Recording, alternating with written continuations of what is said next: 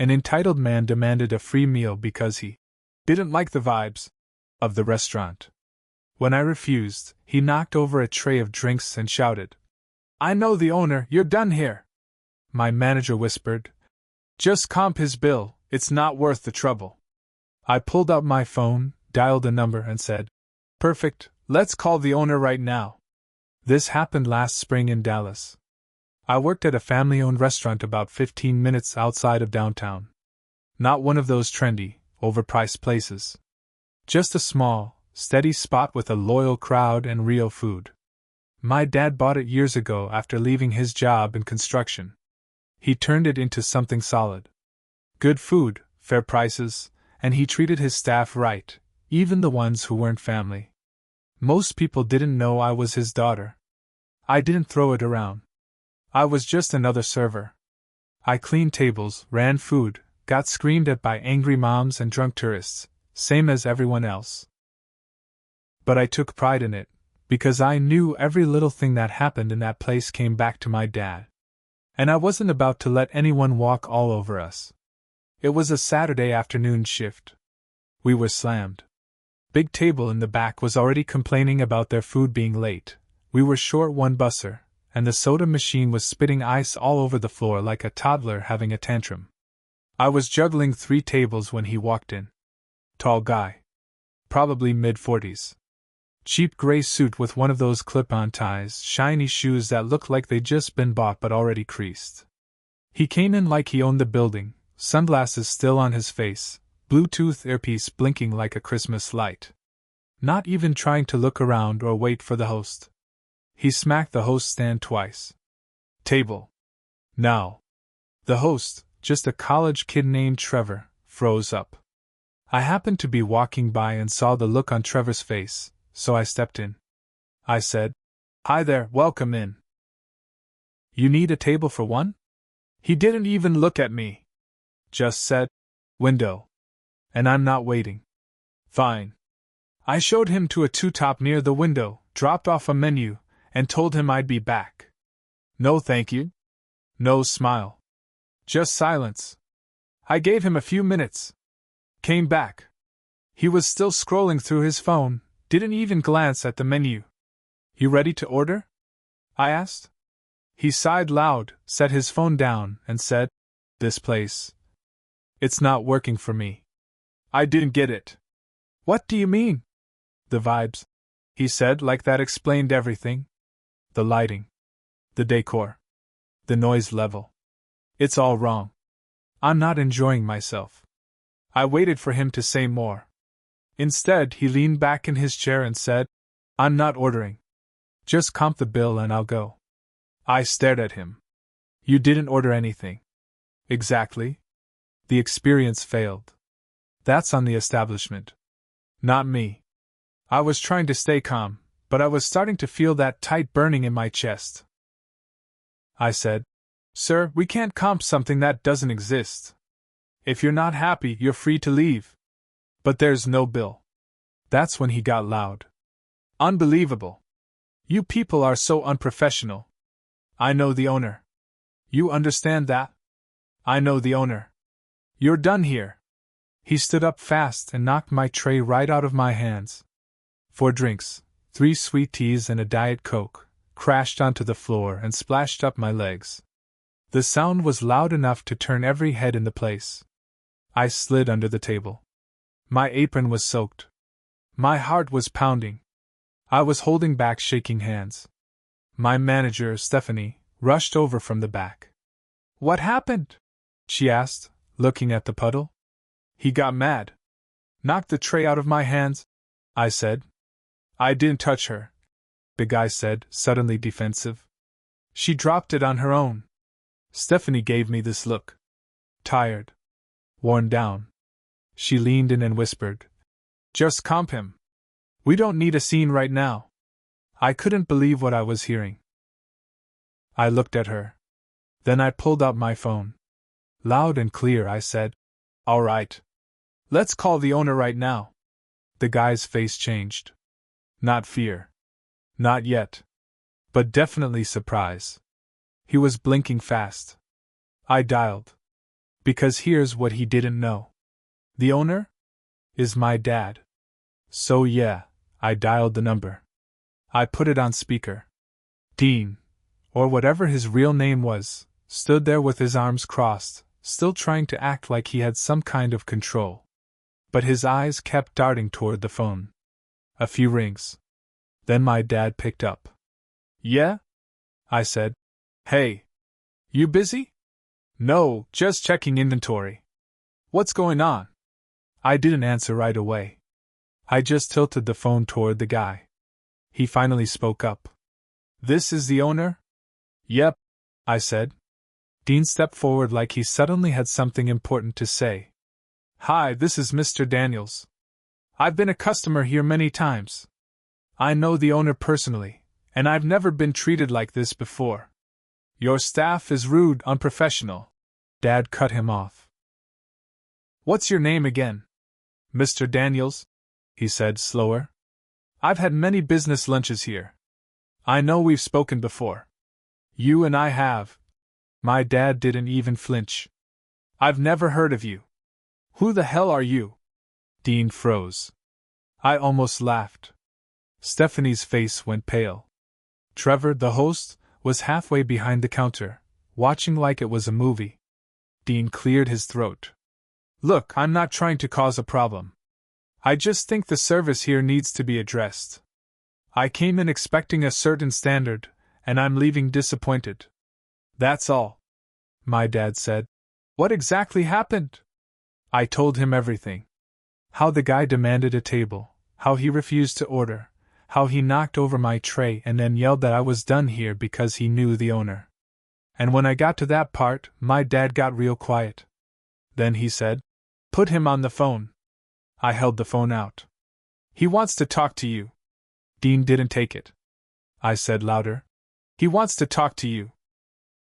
Dean stared at the phone like it was a bomb about to go off. I don't think that's necessary. He mumbled. We can resolve this without dragging it out. I didn't move the phone. Finally, he grabbed it. Yes, hello, sir. I really don't want this to be a bigger thing. I respect your business. I've just had a rough day and... My dad interrupted him. Loud enough for everyone to hear, even off speaker. You come into my daughter's restaurant, try to scam her for a free meal, and then throw a tantrum when she calls you on it? You knock drinks out of her hand and lie about knowing me? You think that's just gonna slide? Dean looked like he wanted to crawl into the floor. He handed the phone back to me without another word. Dad said, Want me to come down there? I said, No, I got it. He said, Good. Kick his ass out. You don't let people like that push you around. I hung up. Dean stood there frozen. I stepped in close, real quiet, and said, You can leave now. Or we can call the cops. Your choice. He looked around the room. People were watching. Phones were out. Some were recording. There was nowhere to hide. He didn't say a word. Just grabbed his keys and stormed out, pushing the doors so hard it banged against the frame. Stephanie finally spoke. I didn't know he was your dad. I shrugged. Didn't think it mattered. But it did. Because that moment changed everything at work.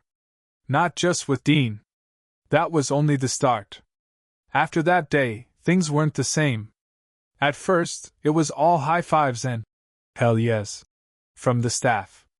Even Stephanie, who told me to comp him, came around and said, You handled that better than I did.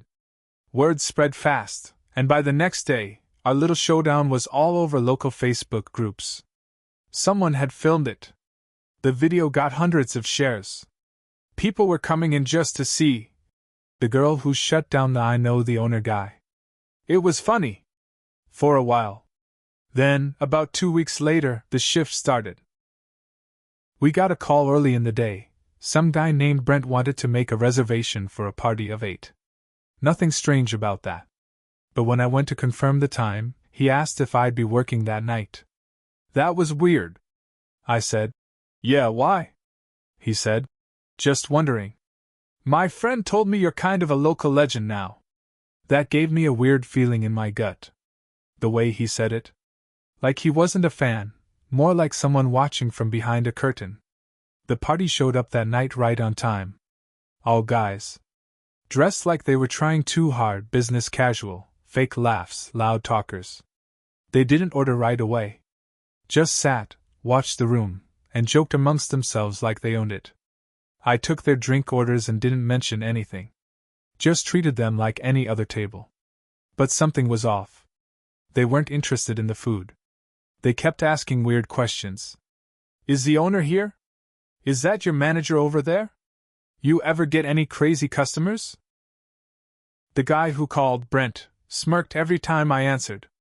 He knew something I didn't. I was sure of it. Halfway through the meal, one of them, accidentally, dropped his drink, and another tried to joke about testing the service under pressure. I wasn't laughing. I was watching them close. That's when one of them said something that made my skin crawl. So, what happened to Dean anyway? Seemed like a stand-up guy. I stopped. You know him? They all laughed. Dallas is a small town, Brent said. It clicked then. They didn't come to eat. They came to rattle me. They were his friends. Maybe co-workers. Maybe drinking buddies. I didn't know. But they were here to mess with me. To make a point. I walked to the back and told Stephanie. She looked at the table, then looked at me. You want me to handle it? She asked. I shook my head. No. I want to see how far they'll go. I returned to the table and smiled like nothing was wrong. Took their orders. Kept notes. Every weird comment. Every fake complaint. I wrote it all down. When they left, they didn't tip. Not a dime. But I wasn't mad. I was planning. Because if they wanted to play games, they picked the wrong person. After that night, I started doing some digging. I wasn't about to let this slide. Not just because they disrespected me, but because it wasn't just about me anymore. They came into my dad's restaurant to scare me. That made it personal. I remembered the name Dean gave when he first came in, Mr. Daniels. Fake or not, it gave me something to start with. I started looking through local business listings, LinkedIn profiles, whatever I could get my hands on. It took a few days, but I found him. His real name was Dean R. Halperin. He worked at a shady little real estate firm on the edge of town. Same suit, same Bluetooth earpiece in the profile picture. He wasn't important. But he wanted to be. Then I looked up Brent. He was real too. Worked at the same firm. So that was it. A pack of guys who thought they were sharks but were really just small-time players with egos too big for their bodies. I figured they wouldn't stop unless someone forced them to. So I made a mistake. One I don't regret, but still a mistake. I printed out screenshots of every bad review they posted online. Turns out after the Dean incident, they started leaving fake reviews under burner accounts. Trash-talking our food, calling me by name, even accusing us of discrimination. I matched the usernames to phone numbers, emails, even IP addresses when I could. And I sent it all to our lawyer. My dad got quiet when I told him. Then he nodded and said, "All right. We'll hit them where it hurts." He filed a harassment complaint. Then sued the real estate firm directly for defamation. Why? Because they were using company time, company resources, and company accounts to slander a small business. That's when it all started falling apart for them. One of the guys, Brent, cracked first. He tried to reach out to me on Facebook. Said he didn't mean for it to go that far. Said Dean. Told them it was just a joke. But it wasn't a joke. Not when you try to ruin someone's reputation out of spite. A month later, their firm's Yelp page blew up, with real reviews. People shared our story. Talked about what they'd done.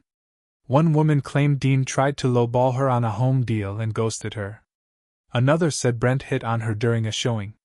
It snowballed fast. They tried to fight it legally.